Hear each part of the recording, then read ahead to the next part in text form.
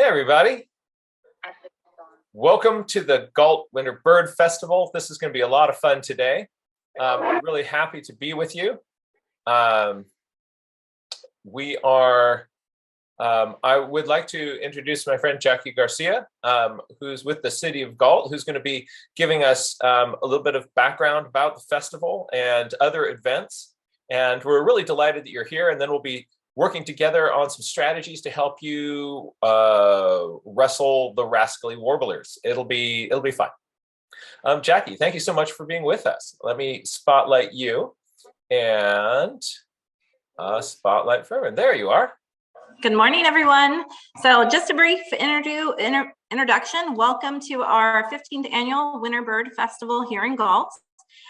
We are excited to be able to do this again virtually. We were looking forward to a live presentation festival / virtual, and we had to pivot back to a virtual. So again, I appreciate your guys' support and going along this journey and being really supportive on having to switch it over and pivot to virtual. So we are excited for our day today. Of course, we have John Muir Laws doing the two awesome classes, one at 10 and at 1 o'clock. Keynote speaker John Ehrenfield will be here at noon. If you have not registered for that, you are able to go ahead and see the link on our City of Galt website that you can join at noon. In addition to, we have a lot of virtual videos that are on our website. If you haven't taken a look at the Consumnes River Preserve, we have those that are available to check out. So again, I'll turn it over to John Muir Laws, and thank you again for being part of this festival. Well, thank you very much, Jackie. We're really happy to wish we could be there in person, romping around Consumnes and other preserves in the Central Valley. There's such rich bird life at this time of year, but I think you did absolutely the right thing to pull the plug on getting us together. The way that Omicron is spreading at this point, it's just not safe for us. So really good call on keeping people's safety ahead of the logistics of how much we really want to go birding together. At some point we will. Let's get this pandemic licked, do everything that we can as individuals and a community to ensure that this little pesky virus doesn't get to jump to more hosts. We can all do a lot to do that, and the city of Galt is doing something to help us with that by not having this festival at this time. We will be back live another time, and I want to really encourage people to get out there. Perhaps next year we're going to have a chance to be able to romp together. I'm going to start today with our topic is warblers, and let's talk frankly. Like, they like to move. They hop around in the trees. Like, oh look, there's a way. No, but no, behind the way, we wait for it to come out. Wait for it. Oh, there it is. Like, they're not one of these things. Like, later on this afternoon, we can be looking at ducks. Ducks are going like, you may draw me now. This will be a 20-minute pose. Warblers, no, they don't do that. We don't get to. Who's ever seen a warbler sleeping? Right? But ducks all the time. So we're going to have to, the strategy is we want to get an understanding of what the anatomy of this thing, of the warbler is, like, sort of to have this basic warbler template in our head. And then when the bird is moving around, you can be looking at that bird to see how this individual or this species diverges from the basic warbler template that you have in your head. For me, I've seen lots and lots and lots of yellow-rumped warblers. So yellow-rumped warblers are kind of ingrained in my head as what warblers should look like. And I looked at a bunch of my warbler sketches while I was preparing for this class, and all these different species of warblers, it's as if I found a yellow-rumped warbler and I spray painted it and painted it like all these other species. But there actually are some differences in the shapes of these individual species. And that's what we're going to be looking at in this class. How can I sort of have sort of a generic warbler template in my head. But where do I need to look at on the individual to make this warbler not just look like a yellow rump warbler that I've painted like a yellowthroat or a blackpoll? No, no, no, no, no, no. What we're going to do is have this warbler have some of the characteristics of each species. So I'm going to show you, in addition to some anatomy and sort of speed sketching things. So here's my process of to try to get this basic bird shape down on my piece of paper. I'm also going to be showing you how to kind of how to tweak that so that the species you're drawing looks like the species that you're seeing there. And when we first put up a sketch of a photograph of a warbler, I'm using some photographs in this. Your general sense will be like wow, like a lot of these, the body shapes all look the same, but we're going to be kind of training our eyes how to really geek out on some of the fine details that will help us draw these. Now, the people on the East Coast are way ahead of us West Coast people. There's this huge warbler wave that rocks through the East Coast, and they get like in the fall, all these warblers coming down where they're not in their bright breeding plumage, and they're more muted, and they get really good at warbler ID out there. We are warbler identification lightweights on the West Coast. But some of the skills and the things that you're looking at to be able to make these drawings, it is going to help you with your warbler identification. And it is going to also help sort of train your brain to see those nuances that the East Coast birders have been looking at for a long time. So if you're on the East Coast and you're watching this, you go like, this is going to be a piece of cake. It will be, and it'll be fun. All right, so what I'm going to do is I'm going to set up my screen here so that on one side, we're going to be seeing some images of warblers.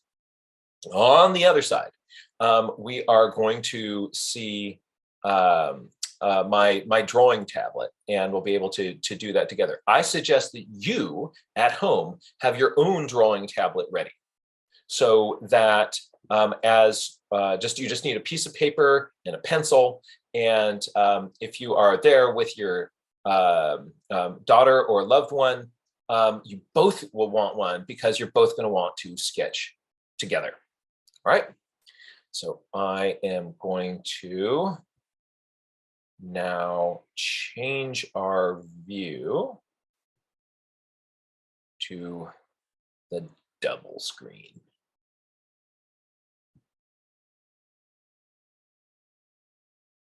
There we are. I am going to just hide the video panel, hide the floating meeting controls. And there we are. So we are going to be rocking us some warblers. And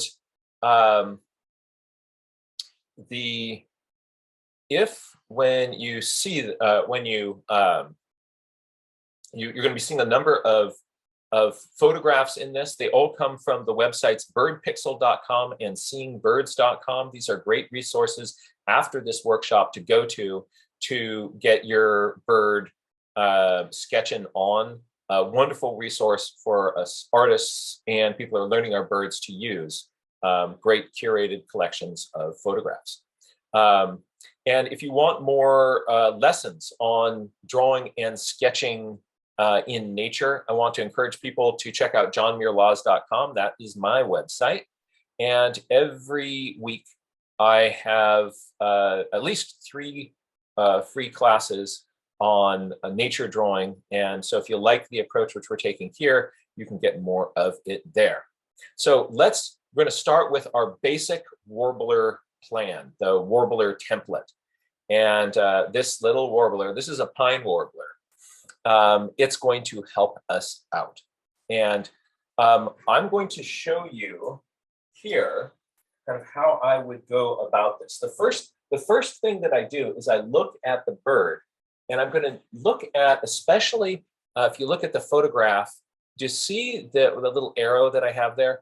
Let's take a look at the shape of the air behind the bird here. This is what artists call the negative shape. I'm going to get that angle on the back of the bird here. And I'm going to, a great way of doing this is to think of petting the bird. So I will physically take my hand and in the air pretend that I am stroking, petting the bird. And so then what I do is I then transfer that line to my piece of paper. So I've got a line roughly like this. And I can make it a little bit more nuanced. There's a little bit of a bump in that. But you see how that's kind of a drawing of the air behind this bird. That's a great way to start a warbler sketch. And then what I'm going to do is give myself a little bit of a loose oval in here to be a placeholder for that bird's head, a light line that comes out where the beak is. And then I look at the shape of the air in front of its throat. So in this, at about, not at a straight down angle, it's at a slight in angle. The throat goes down and kind of curves into some belly. So that's how my first lines, I get the negative shape on the back, a placeholder for the head, the eye beak line, and then that throat line. Now, from there, I'm blocking in an oval for this bird's body. And that you can think of the tail coming in a little cone of feathers that's beefier on the bottom than it is on the top. So it's not an even cone like this. It is an asymmetrical cone with more on the bottom than on the top. And so that is coming in here. And what I'd like you to note is that this is coming in on this warbler, not maybe halfway here, right? The shape of these undertail coverts ends up being something that is really different on different species of warblers. How far out they go is going to be really different on different species. So this ends up being a spot that I want to look at. Also, how far does the tail then project beyond that? So here it's sort of halfway down there. For the wing, starting the wing, what I will do is I will put in a little dot where the wing starts. So it's going to start me here. Sometimes it starts here, sometimes down here. So, but notice where it starts and notice where it ends. So this ends out here, and then I'm going to give myself a little light line between those. On top of that, I'm going to give a little ball. The back of the ball is usually somewhere in the middle of these undertail coverts. And that is my kind of placeholder for my.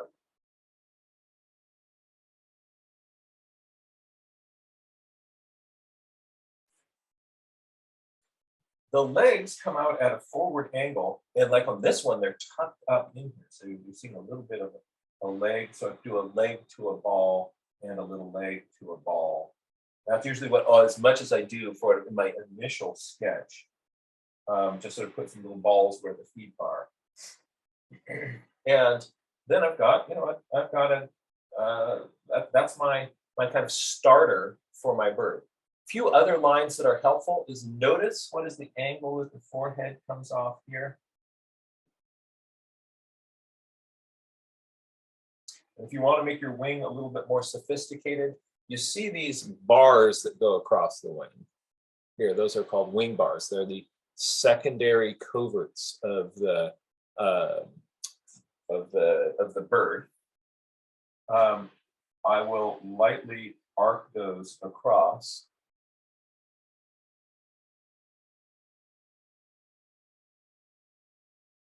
And that's a useful initial bird template. So things that are going to be really different in proportions in different birds is you want things to look at is there's a lot that goes on in this back tail section. And that's not an area I've really focused on in a lot of my other drawings. But I'm realizing in warblers, it makes a big difference. Usually the secondaries are going to end somewhere in here, sort of mid coverts, sometimes a little bit closer to the front of it. And the primaries, the tips of the primaries, tend to be as long as the undertail coverts. So those are just some proportion things that can help your birds. From there, I could just start drawing on top of this, and I'm good to go. Right, so that's my basic bird template. When I start drawing my details on, I want to pay attention to things like the size of the beak and the like on this bird, if I were to take its beak and flip it back, it would be sort of from imagine kind of a pivot point in here. It would go back past the back of the eye here. So if I flipped this beak back here, that's a pretty good sized bird beak. And as you'll see in a moment, that is not the case in all warblers.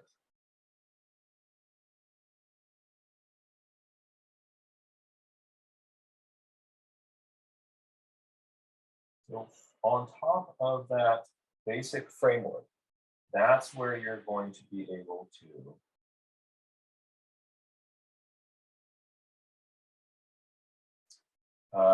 draw all your bird details in.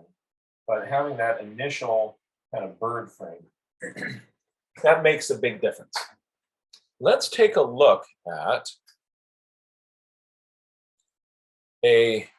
another bird and in a slightly different position, and just go through the same process again. All right, this is a tropical Perula in Ecuador, and so let's take a look at it. Notice here's the shape of the back. The back of the head and the back here are kind of in a nice straight line here. Tail's going off at a little bit of a different angle. But this negative shape, the shape of the ferns back here, would be what I first look at. A placeholder for the head, and then this curve coming down here off the back of the beak and into the front of the chest. That's going to start my bird off. So to play with a bird like that, I would come down the back of the bird. That's my initial line. Give it a placeholder for a head, sort of a spacer. And I show which direction the bird is looking by this little eye beak line.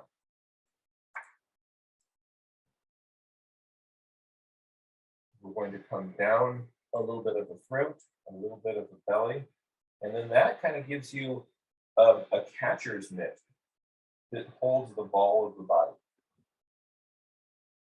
There is a big wedge of undertail coverts that is sticking out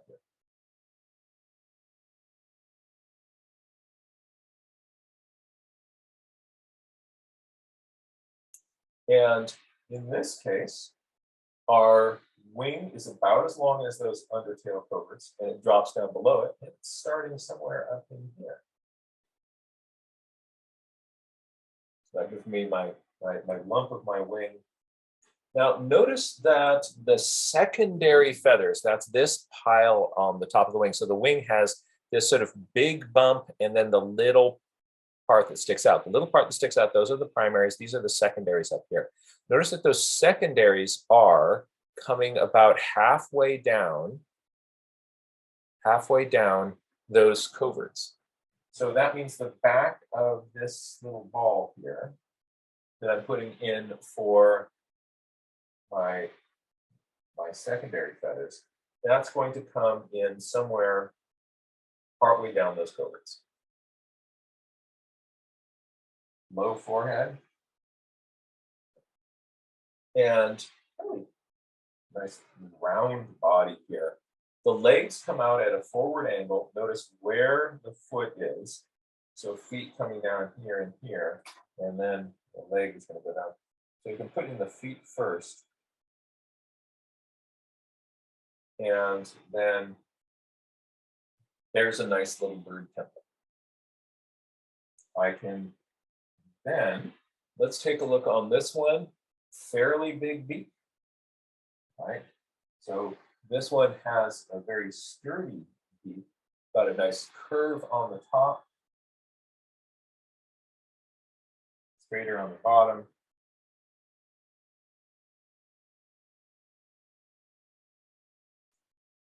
And then the eye is going to be closer to the front than you think it should.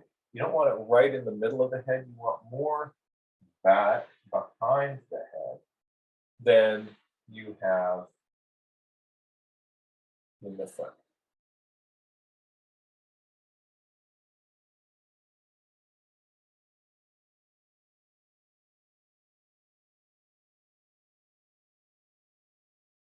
And so angry bird's dark zone in here between the eye and the beak.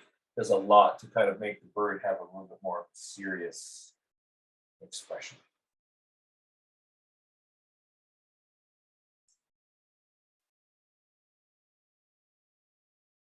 The feathers on the back part of the breast are more fluffy. The ones on the front are more smooth. So I'll often have kind of a smoother line that comes down this way, and then it gets fluffy back. We're drawing in that wing. There is the back secondary part. The primaries stick down, kind of long primaries on this. We have wing bars up in here, but the wing bars are little, if the covert feathers, these ones in the upper part of the shoulder here, or the wrist, have little white edges on them, then you'll get those bars across the wing.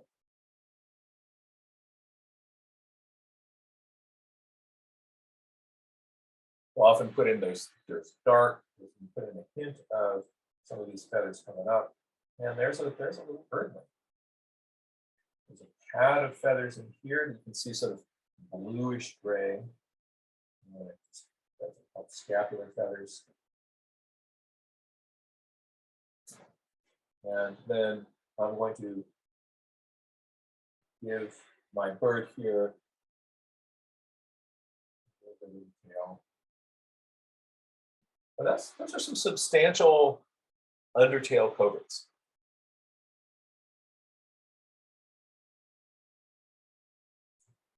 For the legs, one way of handling these is to, I was watching some videos of David Sibley drawing recently. He does something that's kind of interesting. He will draw his feet in first. And straight back toe. And then the rest of the foot here is going to disappear around there. So what Sibley likes to do is draw the foot in first, and then you can just give it a narrow little leg to come down to that. This one back here, you're not going to really see anything. Look at a footy.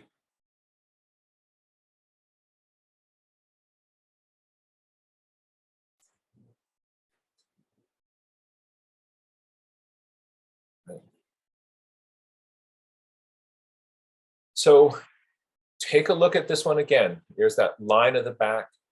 There is the ball of the head. There's that curve in the front.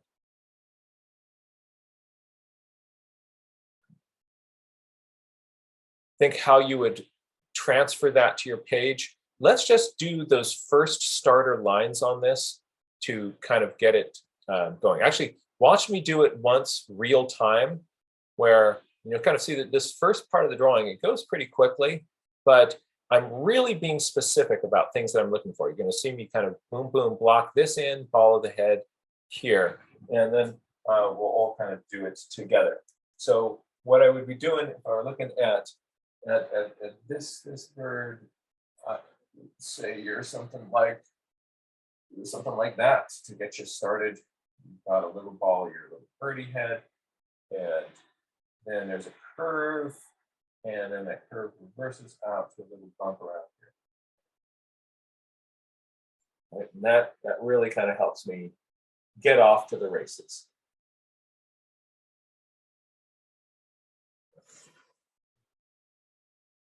We are coming out pretty far here with our undertail coverts.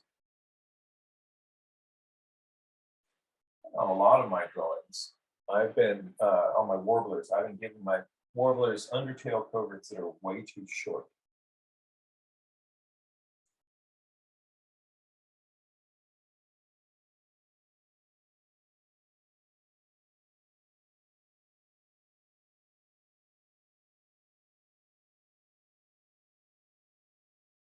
Forehead angle is often a nice thing to get in. And look for there's often a little subtle angle right in here where the undertail coverts meet this. Yeah, it's kind of smoothed in. There's a little bit of a bump out there. You're also seeing the back of this bird's tarsus. Its leg bone that sticks out as a little yellow tab underneath the bird there. That is the equivalent to the bird's shin that is sticking out there. This is technically its heel right there. So shin bone is right here underneath all these feathers. The foot is going to be down here underneath the bird. I'm going to try this David Sibley sound. Actually, I think I want to kind of lightly give myself know where I'm going. So here's how I'm going to simplify this foot. I'm going to come here and just have a little arc, and then suggest that there's a little bump on the back of that. That back toe is straight. Now, instead of drawing 3 toes sticking out like this, we're looking at that foot from the side. And so you have those toes kind of overlapping each other and lining up so you don't really see that. Think of a slight swelling at the top of this bird's foot.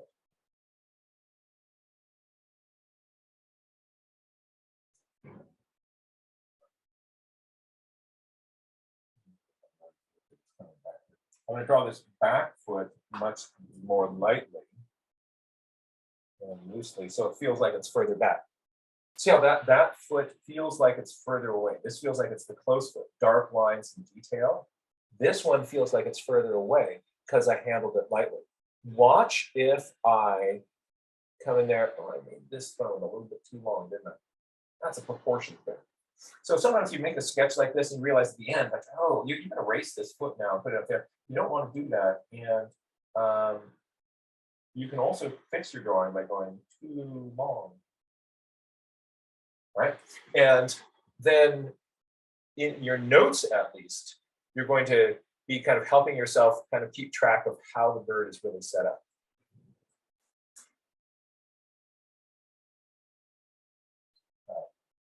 And here,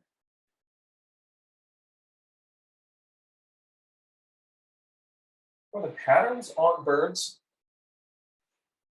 learning the feather tracks is really, really helpful. And because it helps you kind of notice sort of subtleties of changes of angles and marks. What I often do is I will first put in the eye. So I'm going to get the eye the right distance in here so that you have less space in the front. Sometimes eyes are round, but very often you see that the eye is kind of round-ish, but maybe a little bit more skewed towards the not quite, and this is an extreme of it, right? So not quite at that, but you're going to, pump that out and it stretches that out. I'll often kind of give my eye a little bit of kind of indication of those rings around it and look for that connection with the beak. But for putting the patterns on the head, if you, on the, say, drawing in that yellow, if you are looking at the shape of the black, it would be really easy to not have there be enough yellow. But if, when you're drawing that black shape in, if your brain is actually looking at the yellow, it will do better. So when I'm looking at the yellow, when yellow comes in here, there's again a big, it's going to turn, it's going to go back here, down to a point behind here. I'm going to come down there. Now I'm going to turn and look towards the black. What does the black do? So the black is going to come down here and turn and come down.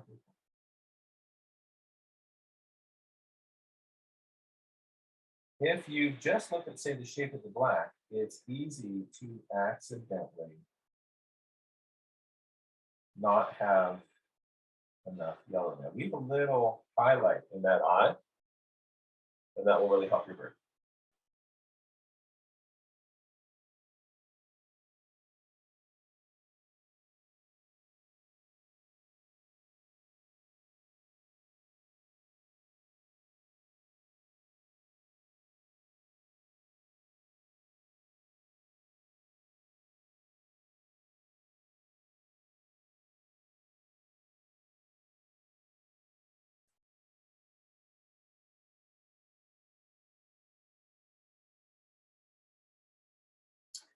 I'm going to show you kind of a cool thing here on this little bird. I'm going to make it look really detailed with just a few little lines. Look at this. I want it to look fluffy. I'm going to have a little line that comes down here. And I'm going to, right here when we're turning this corner, I'm going to just put a couple little clips in like that. And you see how that makes this look like you're coming around here and just seeing a little bit of this fluffy feather edge. I'm going to do the same thing right around here. Kind of put some little fluff marks right in here. You see how that makes this, kind of gives the impression of detail without having to draw in a whole bunch. All right, so this wing I want to come further out. I look at where the wing comes out relative to the undertail coverts. Here is my primaries, stick them out a little bit more. So this little kind of the end of the secondaries is going to be partway through that.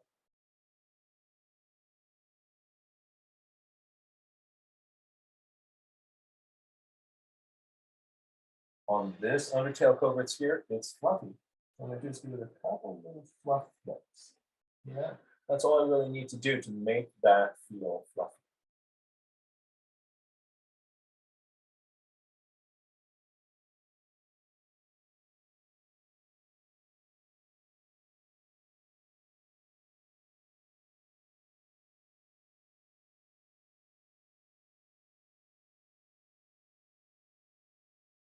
Things like the pattern, those come in after I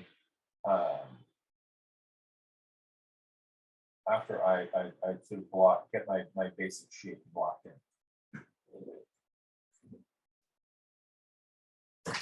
Let's talk a little bit about proportions. This is a big deal. So here's the head of a little Wilson's warbler. Notice if I take this bill and I flip it back from this side, it basically comes to just sort of somewhere here in the front of the eye. Remember on that other one we're looking at when we flipped it back, it was back behind the eye? This bird has a cute, tiny little petite bill. So look at this wonker bill, right? You flip this back and it goes to the back of the eye. Let's see the cute petite one again. What you want to do is just sort of have on your radar that not all warbler bills are the same. So if this is a Wilson's warbler and it has this cute little bill, here, this pine warbler, we have this is a more common bill size that you're going to see for warblers. But that's a good sized bill. Another thing let's look at, remember we talked about the undertail coverts. These undertail coverts, they don't meet the halfway point on the tail. There's more tail this way than there is this way. So how big your undertail coverts are, notice that the primaries are going right to where those undertail coverts are. That's another thing that is going to be different on different birds. Take a look at this bill size. Isn't that cute? Right? And interestingly enough, this bird, it looks cute, doesn't it? What is it that makes this so cute? Why is the Wilson's warbler absolutely adorable? Well, one thing, it's got this little bitty beak and it's got a big old head. Let's take a look at the size of this head here. Here's my head, right? If I took that head and I put it over here, I would have one more warbler head in here. And when I would get to the back of its body is about 1.5 Wilson's warbler heads long. So if I am drawing that, right, as we say the back of my bird, and I put in a head, right, we're going kind of 1 head, 1.5 heads, right? This little warbler body,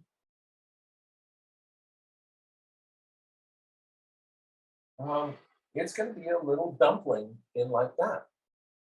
Now, compare that again with the pine.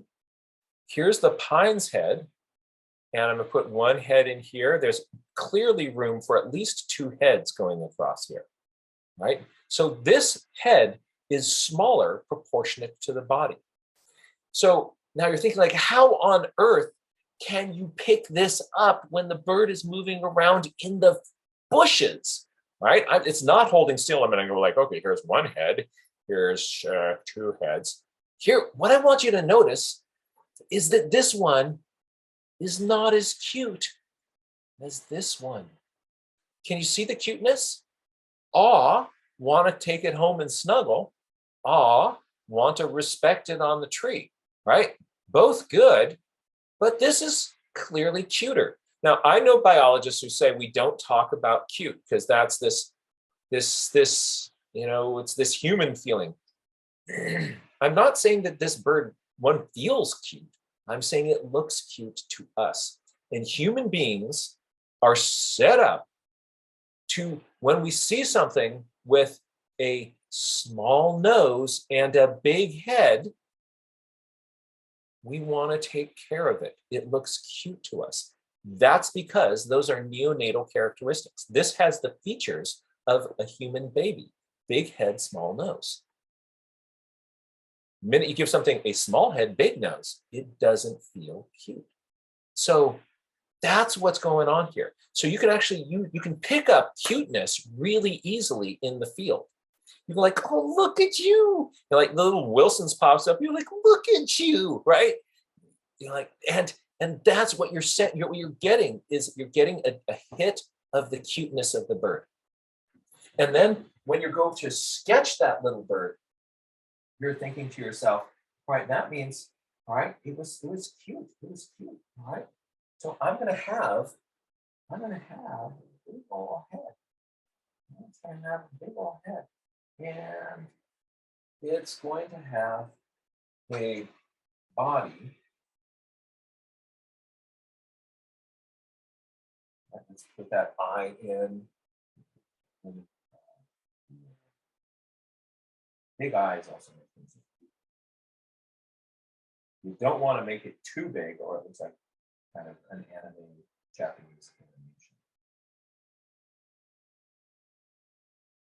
Now look at the shape of the yellow to get the shape of the black. Otherwise, you'll make that black. Shape of the yellow to get the black.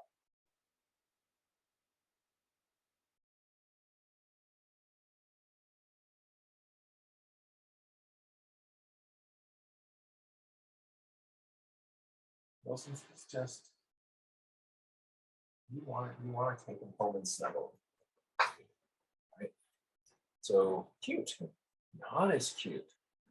We're not saying that if you're not cute, you're not cool, right? All these are really awesome birds, but that cuteness is something that we can pick up. Let's take a look at another feature. Now notice we're not getting a big cute hit. Why are you not getting a big cute hit on the blackpoll? Here, its head size relative to the body, fairly larger beak, right? Not as cute. Still wonderful bird, but not, I mean, this is like stuffed animal cute. This is birds are awesome, right? So there's another thing that I want to point out on this is let's take a closer look at these undertail coverts here, because this is something that it's different on different birds. And blackpoll warbler has undertail coverts for days. Look at that, right? The undertail coverts are going almost all the way to the tip of the tail. So the undertail coverts start here. They actually go out past the tip of the wing here. And then you've got, oh my goodness, just a little bit of tail sticking out behind that. So that makes this whole bird look much more football. Instead of the Wilsons, let's go back to that, or actually, let's go to this one. You get the sense of the ball with a little bit of a taper, right? But when we look at this, it's a full football because there's the head end out here, and then there's this big undertail covert zone that totally changes the silhouette of the bird. And this is something in a lot of even illustrations that I put in books, I was missing the importance of the proportions of the tail, the undertail coverts. So I'm suggesting to all my friends out there, this is something that we want to start geeking out on. We want to look for it on our birds. It's an identification characteristic, and it will help us. Look at how big, notice this football shape. You look at this and you go like, whoa, there's a football. Taper out here, taper out here. Why is that? Well, my breast feathers end here. Going all the way out here is, look at how far these undertail coverts go out on the underside of this wing. That's a black and white warbler. Because I wonder why they call it that. But let's just look at that again. These black and white warbler going all the way out here, and there's just a little nugget of tail stub sticking out behind that. Wow.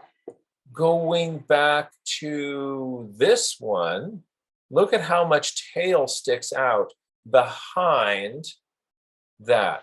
So this is another kind of great characteristic. Here we're kind of half and half. Right? Here, all undertail coverts, we've got the football. Here we're full in football mode, black and white warbler. So that's just out of another kind of interesting proportion thing. So if I'm doing this bird, right, its tail is then going to come out like that. So I've got kind of that half and half thing. If I'm doing a blackpoll warbler, it's going to have a little stub, and it's going to have big undertail coverts. So the proportion, so those proportions, those are going to change. Looking for these sort of things, it's going to help our birding. So the kind of observation we do when we're drawing really helps us become better birds. And finally,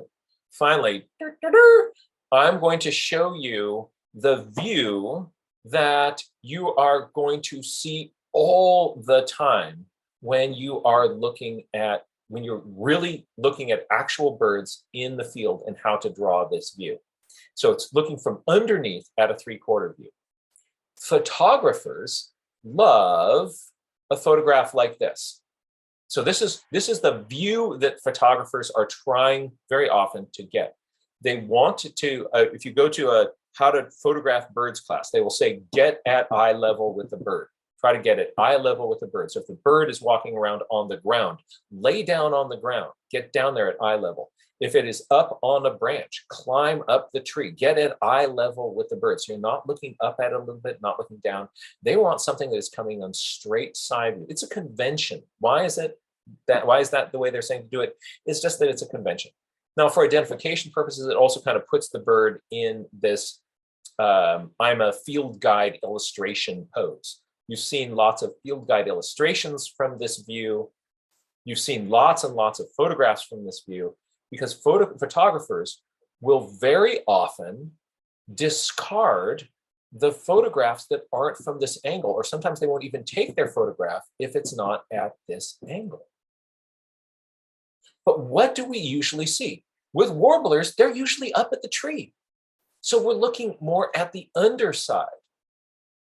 And rather than being at perpendicular to us, at a right angle to us, we're usually seeing them at what's called a 3/4 view. So we're seeing a little bit of the side, we're seeing the underside view, we're not seeing the wing on the far side, we're seeing this wing wrap around the side. This is what's called a ventral underside 3/4 view. And what I want to do is just to geek out with you a little bit on showing the ventral 3/4 view. Because if in your head you think you have to turn every bird you see into an eye level side view, and the birds are showing you this, ooh, it's confusing. But what if we could see this and draw this? So I just want to show you some strategies that I use when I'm drawing the ventral 3/4 view.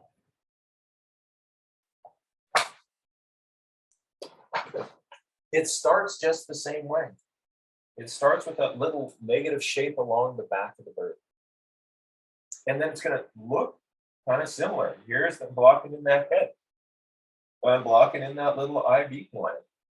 And I'm blocking in the start of the negative shape that is going around the tummy.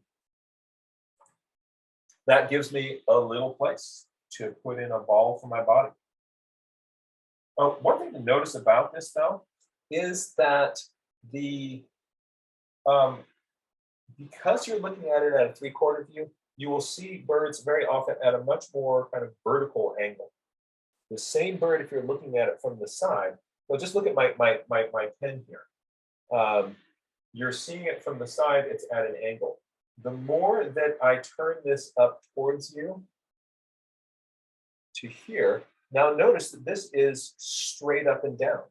It's shorter, yes, but the line is pointing straight up and down. I haven't changed the angle of this, I've just rotated. So as the bird turns towards you a little bit, you're going to see that general posture be much more erect. Even though the bird is actually, it appears erect because it is at a 3/4 view angle. And there we go. Now, how do I start to, how do I handle all these other, what about the tail, these other sorts of things? Well, let's check this out.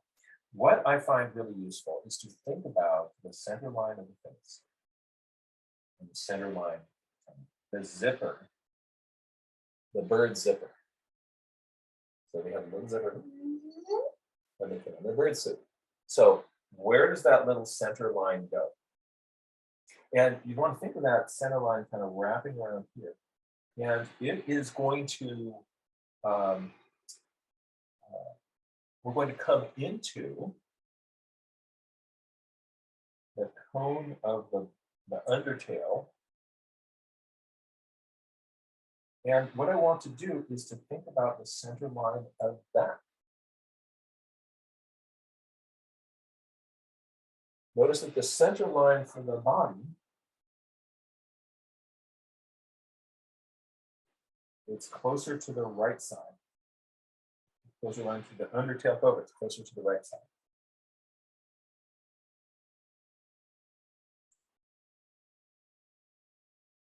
Now, I want to think of how this bird is aligned. So if my bird is at a slight angle this way, that means that these tail feathers are going to be at that same angle. On this tail that is coming towards you, notice that this side here is small. And this side is big. That's because it is folded like a tent. Right? It's folded like a tent. And then that doesn't look very well. Let's take this book here. Right? Here's a book. It's folded, but if I tilt this towards you, you see this side here now as small and this side as big. So it was slightly tented like this. The bird is rocked a little bit like this. That means that this side of the tail, you will see it smaller. It's important for me to point this out because we will tend to make the bird symmetrical because we know that it's symmetrical and we feel uncomfortable drawing asymmetry, even when we see it. What about the wing? The wing is starting in here. We're seeing a straight side that comes down, and I just want to pay attention to how far down do I see that? I'm going to see it come down to about here. You can think of this as sort of a triangle on the side of the bird.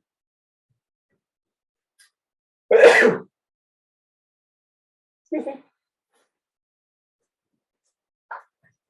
For our beak, your beak is going to attach on that center line. And then it's going to come out from there. And it will be shorter than you would see it if you had a full side view. Your eye is going to be on that same eye out here, closer to the front than it is to the back.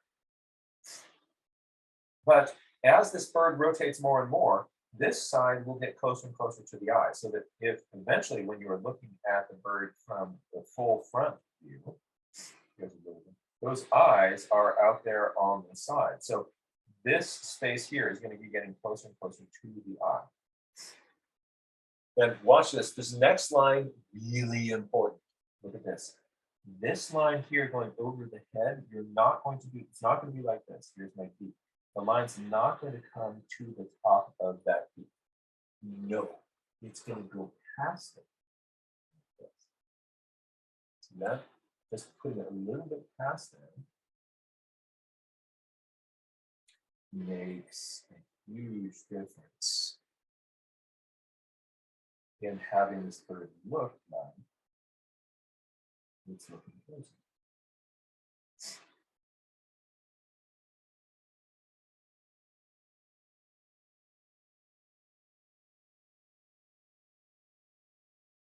My legs are coming out here and here. I've got one that's coming down in here. I have one that is wrapping around the branch here. I like to put in the feet first and then put in the branch. So you can put in your feet.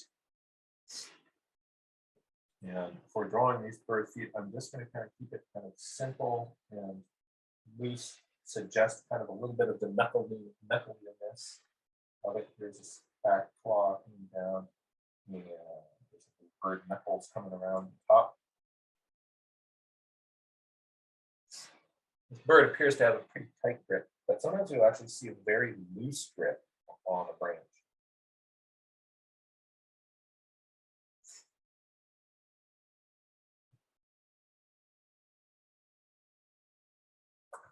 Let's just take a look at one more 3/4 view. Look at this tail. Why is it asymmetrical like that? Why is this side here so small? Oh yeah, there's that same thing. Huh. Okay, I think I'm starting to see a pattern here. Whoops. Um, so I'm going to block this one in.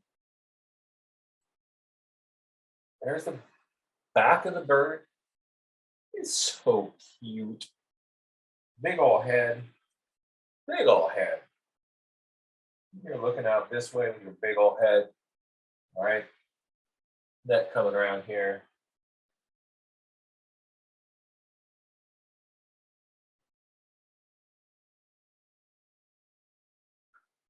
So the center line, this one is more looking to the side, but then its body is turned towards us. So you can think of the head here as looking towards the side. The head can swivel and pivot around that line there. So the head is pivoted more to the side. I've got the front of my little bird there. And what about these undertail coverts? Think of them as having its own center line. Drawing those center lines in really helps. Doing with the tail is coming down. This side, we're going to have small. This side, we're going to make it. It's counterintuitive. But once you start seeing it, it'll eventually become automatic. Oh yeah, that'll make your tails just look so much better. We're seeing a little bit of the underside of the wing here. We're seeing a little bit of the top side of the wing here. How do you draw all the detail in on that? You don't have to, because you can't see most of it. Oh, that's nice.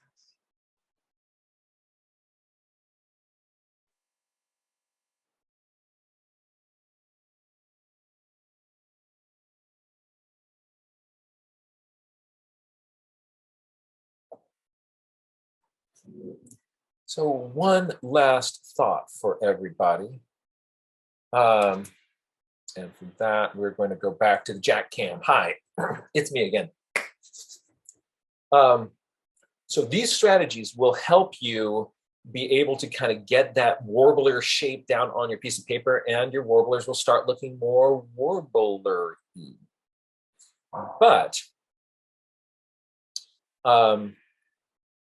the other challenge is to get those field marks in.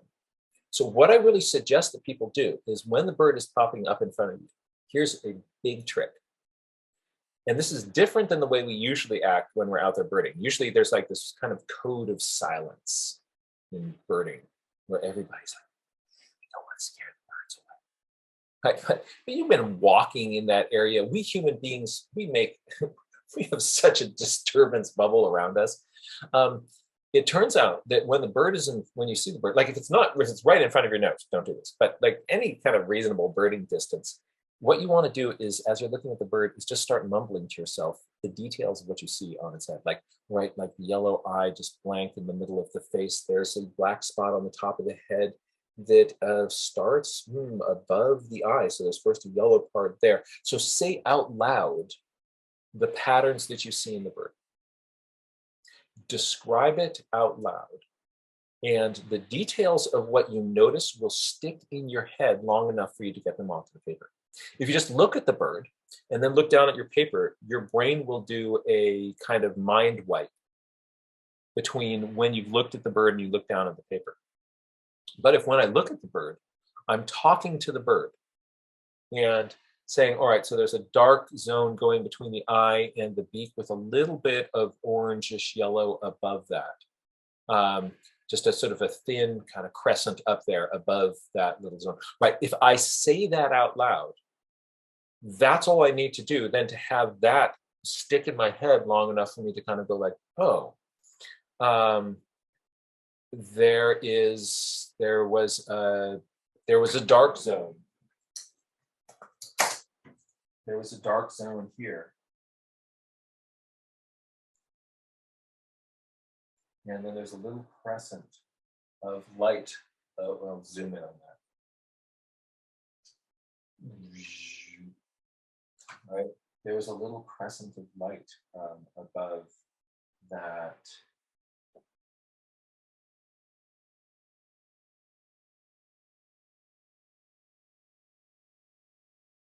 Right, and that little, just having verbalized that was what I needed to kind of get me to be able to let that mark be something that stuck in my brain long enough for it to get down on the paper.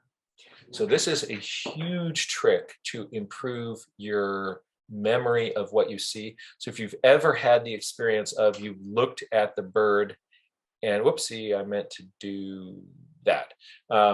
If you look at the bird and then you look down at your piece of paper and your brain is blank, like I've got nothing, like what do I do? I have a hard time. I don't have a photographic memory. By the way, almost nobody has a photographic memory. There's a few people that have a photographic memory, and if you do, it's a bad thing. It's usually appears in children with developmental delays. And it's a sign that there's something actually neurologically wrong with that person. So you don't want that. So you don't have to have it. You don't have it. And that's a good thing. But you can radically improve the amount of stuff that your brain sticks in there by talking to the bird. Say your observations out loud. That will hold them in your brain long enough to get them onto a piece of paper. I hope you have a ton of fun drawing some warblers. I suggest going to either one of these two websites, seeingbirds.com or birdpixel.com, and just find, there's a search bar, type warbler into it, and all these beautiful warbler pictures will appear in front of you, and practice from photographs. Practice these ideas based on photographs. Then when we go out to sketch in the field. Oh, Avea, thank you so much for putting Avea put into the chat the URLs for those two websites. Great way to practice. That way, next time then you go out in the field and the warbler is moving around, you've already kind of got this template in your head. You're moving around. You've already practiced kind of looking at. And when you first start looking at them, they all the bill shapes, all the tail shapes, all the undertail covert shapes. It all looks medium, right? It looks like kind of medium. Is that big, small, or what is it? Like it's kind of medium, right? But the minute you start you look around at some of these birds, you're kind of like, oh, okay. So you little black and white warbler, you got cute little nugget of a tail sticking out behind your ridiculously long undertail coverts. I hope this was fun. And if you enjoyed this, come on back and join me another time. I'm at johnmuirlaws.com, and every week I teach 3 free nature journaling workshops. You can find all the details of that on my website. And I've got recordings of a bunch of past classes that you can take. So if you are snowed in somewhere and you want me to keep you company, grab a piece of paper, and there's a ton of resources there.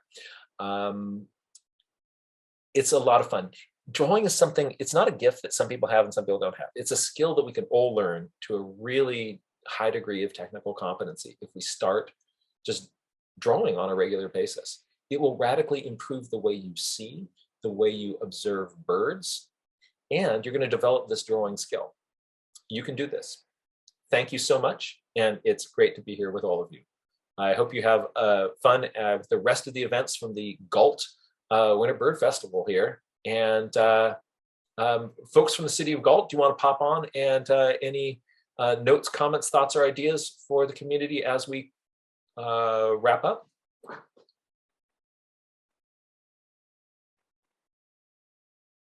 Or not. Hey, everybody. Thank you so much. Be well, and perhaps I'll see you in the duck drawing class a little bit later this afternoon. Take care.